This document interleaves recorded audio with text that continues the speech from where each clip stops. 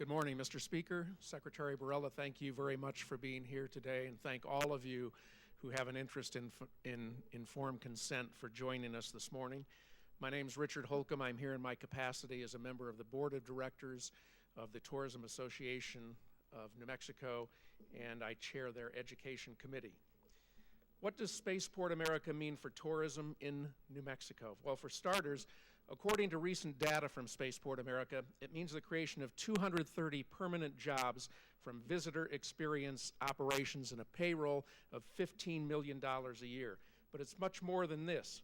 Estimated visitors to Spaceport America per year range from 200,000 to over 500,000, and that's a big number. A majority of those visitors will come from outside of New Mexico. These visitors are likely to spend time and money in other parts of the state in addition to their time at Spaceport. Families and friends of the astronauts who will be flying with Virgin Galactic will be looking for places to go and things to see and do while the astronauts are in training, with 546 people already signed up to fly from over 50 countries already holding tickets. The opportunities for increased tourism are absolutely enormous. Every community in New Mexico stands to benefit from these visitors with additional overnight stays, more seats filled at their restaurants, more visitors in their shops, galleries, and tourist destinations. And once these visitors have had their own New Mexico true experience, it's likely they'll return, bringing even more revenue back to our state.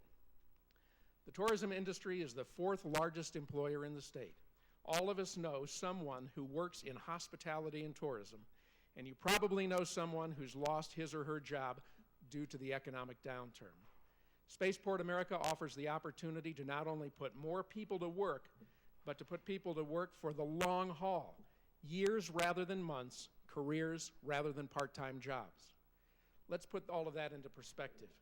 If we take the conservative estimate of 200,000 new visitors a year and multiply that by 10 years, we'll see 2 million additional visitors to New Mexico as a direct result of Spaceport America. Ticket sales alone will total roughly $10 million a year, $100 million in 10 years. Plus, imagine the impact of Spaceport visitors here for a week spending an additional $100 per day. That's $20 million a year on the low end on lodging, food, entertainment, and tourism activities. That doesn't include things like unexpected medical care, car repairs, and money spent on people's pets. That's a lot of new dollars to the state of New Mexico. But here's why all this positive impact and all these dollars are at risk. Mark Butler of Virgin Galactic was recently quoted as saying, "New Mexico used to top the list of states for aerospace development because of its spaceport. Now the state is falling to the bottom because the legislature has declined to pass legislation exempting suppliers of parts for air and space from liability for passengers," and that's key, liability for passengers, if there's an accident. Our legislators must pass legislation exempting suppliers. If they don't, New Mexico will fall from first to last as a leader in private space travel, with states like Texas, Colorado, Florida, Virginia, and California taking the lead. The economic impact on New Mexico will be devastating. Because of Spaceport America, New Mexico's on the world stage. We're poised to see millions of dollars in revenue flow into our state, hundreds of new jobs, millions in lodging and tax revenues. Our tax dollars paid for the spaceport to the tune of $206 million are also at stake.